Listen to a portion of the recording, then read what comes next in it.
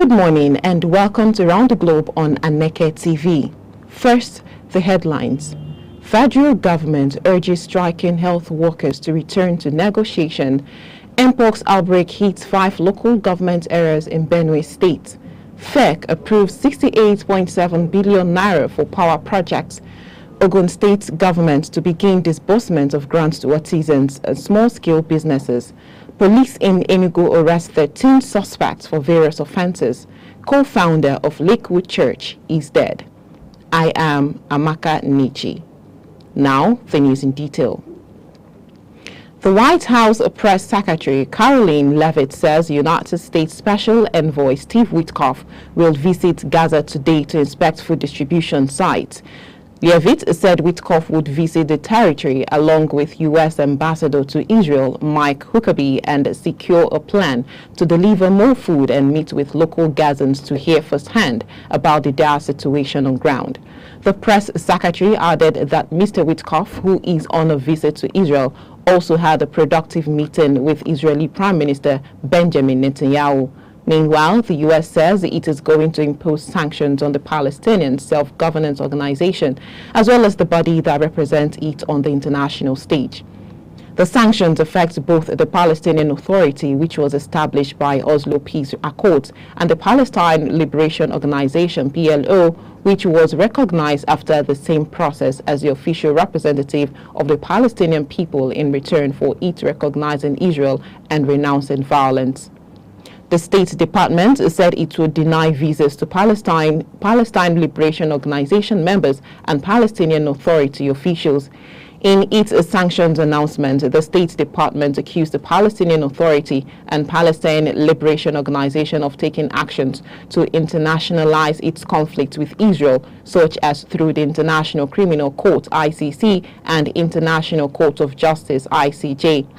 Also, U.S. Secretary of State Mr. Marco Rubio says India's relationship with Russia remains a point of irritation in India-U.S. ties.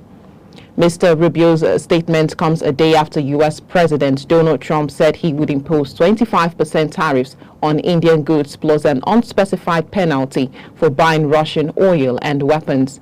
In an interview to Fox News Radio, Mr. Rubio called India an ally and strategic partner, but added that Delhi's purchase of Russian oil was hampering its relationship with Washington.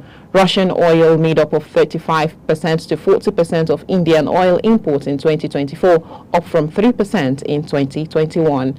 India has not officially commented on Rubio's statement. Back home, the federal government has appealed to the striking health workers, especially the nurses, to call off the ongoing strike, saying the contentious issues can be resolved through negotiations. Already, the federal government said it will be meeting with the leadership of the nurses and doctors today in a bid to thrash out all the issues that led to the strike. The Coordinating Minister of Health and Social Welfare, Professor Ali Pate, announced this while briefing State House correspondents at the end of the Federal Executive Council meeting presided over by President Bola Tinubu at the Council Chambers, Presidential Villa, Abuja. The minister said that all the issues that led to the nurses' strike have been looked into and actions have been taken by the government to address the situation. In the meantime, the federal government has approved the National Industrial Relations Policy NIRP 2025 to check strikes. This is to curtail incessant industrial actions by trade unions. Briefing State House correspondents at the end of the Federal Executive Council FEC meeting presided over by President Bola Tinubu, the Minister of Information and National Orientation, Mohammed Idris, explained that the new policy will regulate activities of trade unions. He said the National Industrial Relations Policy for the country stems from the need to have a guiding policy document aimed at fostering harmonious industrial relations within the workplace for both employers and employees.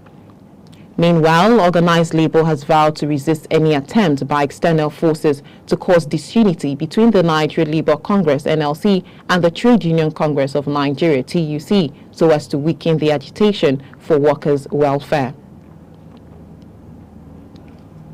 And moving over to health, Benue State has recorded 31 suspected cases of mpox across the five local government areas: Makurdi, Ushongo, Gwe East, Katsina Ala, and Goma. The Executive Secretary of the Benue State Primary Health Care Board, Mrs. Grace Wende, announced this during the Benue State stakeholders engagement and town hall meeting on the mpox vaccination rollout. She explained that 7 of the suspected cases had been confirmed. Represented by the state immunization officer, Mr. Emmanuel Adega, she said 10 unconfirmed cases were recorded in Makurdi, 8 in Katsina, 7 in Gwe East, 4 in Goma, and 2 in Ushongo local government areas. In infrastructure, the Federal Executive Council FEC has approved 68.7 billion naira for key electricity projects in universities and teaching hospitals across Nigeria. The Minister of Power, Mr. Adebayo Adelabu, announced this after FEC meeting chaired by President Bola Tinubu at the State House, Abuja. He said the project reflects the government's resolve to ensure a steady electricity supply in vital sectors like health and education. In Ogun State, the State Ministry of Community Development and Cooperative says it has commenced the registration process for the disbursement of 500 million naira worth of business and industrial grants to artisans and small-scale business owners in the state. The commissioner in charge of the ministry, Mr. Ademola Balogun, announced this when he appeared before the Ogun State House of Assembly Committee on Community Development and Cooperatives at the Assembly Complex, Oke Mason, Abeokuta. Mr. Balogun's disclosure came as part of the ongoing 2025 mid-year budget performance appraisal. He assured that the process leading to the disbursement of the funds would be transparent and accommodate all categories of beneficiaries, including artisans and small-scale business owners.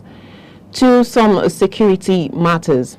Police in Enugu State say they have arrested 13 suspects for alleged conspiracy and robbery, unlawful possession of firearms, and cult-related activities.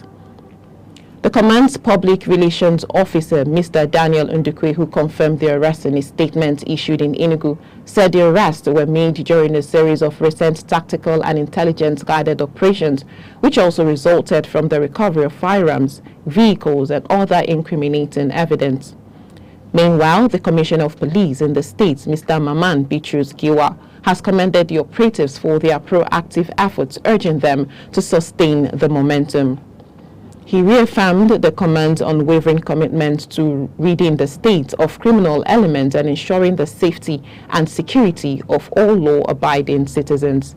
He also called on the residents to remain vigilant and to report suspicious individuals or activities to the nearest police station.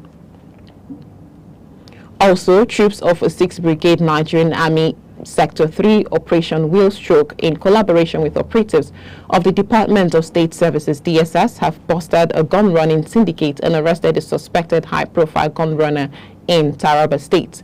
The operation was said to have been conducted around the Ambassador roundabout in Wukari local government area and led to the arrest of a 29-year-old identified as Bulyami Shuaibu, a native of Belango village in Karim Lamido local government area.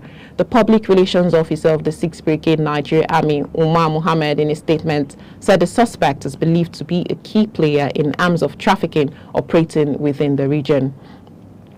According to the statement, items recovered from the suspect during the operation include 326 rounds of 7.62mm special ammunition, 1 round of 7.62mm NATO ammunition, 842,100 naira, 1 black Jincheng motorcycle, and 1 Redmi Android phone, 1 itel phone, 2 silver rings, and 1 First Bank ATM card.